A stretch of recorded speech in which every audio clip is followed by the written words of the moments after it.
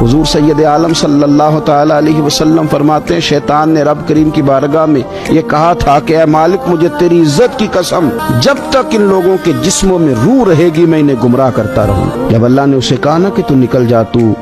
मरदूद है, तो उसने कहा, मुझे तेरी इज्जत की कसम, जब तक इनके जिस्मों में रूह बाकी है मैं इन्हें गुमराह करता रहूंगा। तो मेरे करीम महबूब अलैहिस्सलाम, मदीने वाले प्यारे हबीब अलैहिस्सलाम फरमाते हैं, रब करीम ने फरमाया, सुन ओ इब्लीस, अगर तू ये कसम उठाता है कि तू जब तक इनके जिस्मों में रूह है इन्हें गुमराह करता रहेगा, तो फिर मुझे भी अपने इज्जत और जलाल की कसम,